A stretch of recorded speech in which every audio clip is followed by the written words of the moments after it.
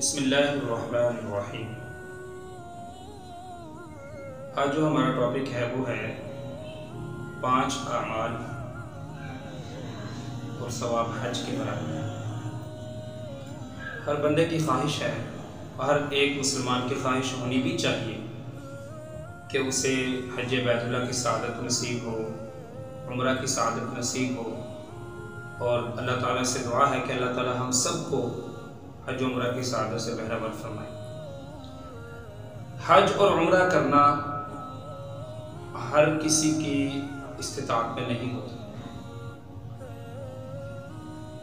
ہر کوئی اتنا مالدار بھی نہیں ہوتا کہ وہ حج اور عمرہ کر سکے۔ اور آج کل جو حالات چل رہے ہیں، مال اور دولت ہونے کے باوجود لوگ نہیں جا سکتے، اس لیے یہ بہتر سمجھا کہ کچھ ایسے اعمال جن کا حضور اکرم صلی اللہ علیہ وسلم نے ذکر فرمایا کہ ان کا ثواب، ان کا اجر وہ حج اور عمرے کے برابر ہے، ان کو ذکر کیا جائے، ہم اس میں محنت کریں تاکہ اللہ تعالی ہمیں وہ ثواب عطا فرمائے۔ تو سب سے 5 اعمال میں ذکر کروں گا جن کا حدیث میں ذکر آتا ہے۔ سب سے پہلے نمبر 1 حدیث میں آتا ہے، نبی صلی اللہ علیہ وسلم نے ارشاد فرمایا کہ 4 قسم کے لوگ ہوتے ہیں۔ آپ میں ایک وہ شخص ہے کہ جس کو اللہ نے مال و دولت بھی عطا فرمایا اور علم بھی عطا فرمایا۔ وہ اپنے مال اور دولت کو اللہ کے راستے میں خرچ کرتا ہے اور اپنے علم کے مطابق عمل کرتا ہے، اس کو آگے پھیلاتا ہے، اور یہ سب سے بہتر بندہ ہے، اس کا ثواب اور اجر بہت زیادہ ہے۔ دوسرے نمبر کا وہ آدمی ہے، دوسری قسم کا، کہ جس کو اللہ نے علم تو عطا فرمایا لیکن مال و دولت نہیں دی۔ وہ اپنے علم کے مطابق عمل کرتا ہے اور یہ خواہش رکھتا ہے کہ کاش اللہ مجھے بھی مال دیتا، مجھے بھی اللہ دولت دیتے، میں بھی اس دولت والے کی طرح اللہ کے راستے میں خرچ کرتا۔ تو آپ نے فرمایا کہ یہ جو شخص ہے اس کو بھی اتنا ہی ثواب ملے گا جتنا اس دولت خرچ کرنے والے کو ملتا ہے۔ تیسرے نمبر پہ آپ نے فرمایا کہ وہ شخص ہے جس کو اللہ نے مال اور دولت دونوں عطا فرمائے، علم نہیں دیا، اللہ نے مال و دولت دیا، علم اس شخص کو نہیں دیا۔ وہ اپنے مال اور دولت کو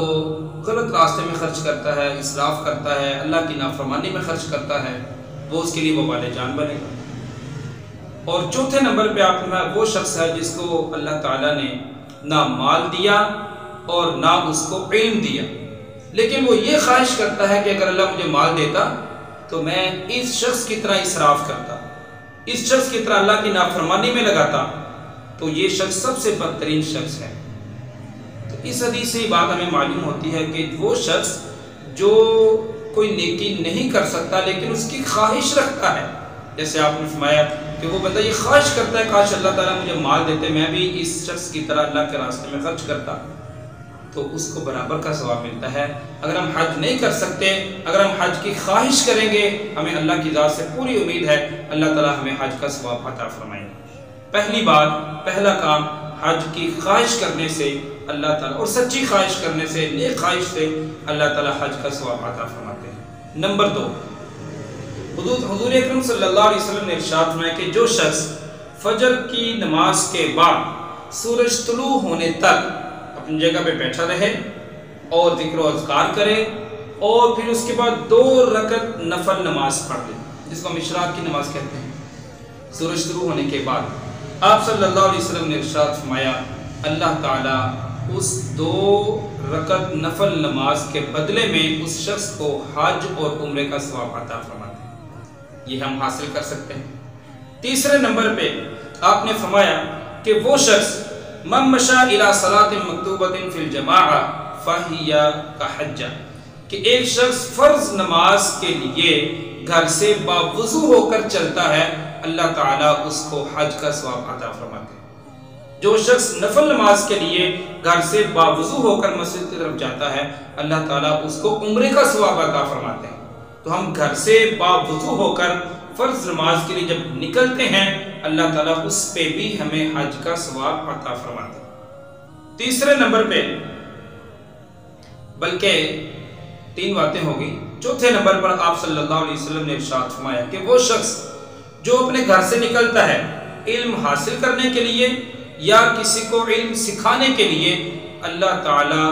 اس کے اس مقصد کے لیے نکلنے کی وجہ سے اس کو حج تام کا ثواب عطا فرماتے ہیں کہ جس کا حج مکمل ہے اور اس میں کوئی نقصان نہیں ہوا، کوئی اس میں کمی کوتاہی نہیں رہی، مکمل حج کا ثواب اللہ تعالیٰ اسے عطا فرماتے ہیں۔ 4 اور 5ویں نمبر پر حدیث میں آتا ہے والدین کے ساتھ جو حسن سلوک ہے۔ ایک شخص آیا نبی اکرم صلی اللہ علیہ وسلم کی خدمت اقدس میں، یا رسول اللہ میں جہاد میں جانا چاہتا ہوں۔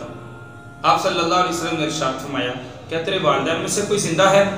جی، عرض کیا رسول اللہ میری والدہ زندہ ہے۔ آپ نے ارشاد فرمایا جاؤ اپنی والدہ کے ساتھ حسن سلوک کرو، جب تم والدہ کے ساتھ حسن سلوک کرو گے اللہ تمہیں حج کا بھی ثواب عطا فرمائیں گے، عمرے کا بھی ثواب عطا فرمائیں گے اور جہاد کا بھی ثواب عطا فرمائیں گے، والدین کے ساتھ حسن سلوک پہ۔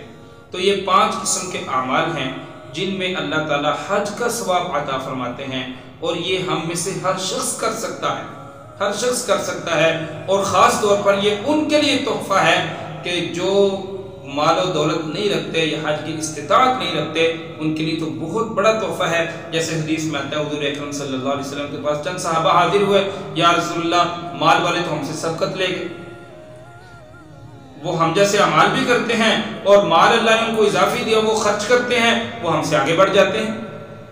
تو نبی کریم صلی اللہ علیہ وسلم نے ان کو فرمایا کہ تم ہر نماز کے بعد سبحان اللہ 33 مرتبہ،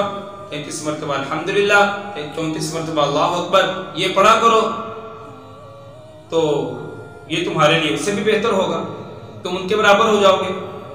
کچھ دن گزرے، وہ دوبارہ حاضر ہوئے، یا رسول اللہ وہ لوگ وہ بھی یہ پڑھنے لگ گئے، وہ پھر ہم سے آگے نکل گئے مال و دولت کی وجہ سے۔ تو آپ نے ارشاد میں ذالک فضل اللہ یؤتیہ من یشاء، یہ تو اللہ کا فضل ہے، پھر اللہ جسے چاہے عطا فرماتے ہیں۔ لیکن غریبوں کے لیے، مسکینوں کے لیے، عام لوگوں کے لیے جو استطاعت نہیں رکھتے، آپ نے بہت سے ایسے اعمال بتائے ہیں جن میں اللہ تعالیٰ حج عمرے کا ثواب بھی عطا فرماتے ہیں۔ اللہ تعالیٰ سے دعا ہے کہ اللہ تعالیٰ ہمیں اس پہ عمل کی توفیق عطا فرمائے۔ وما علینا الا البلاغ المبین۔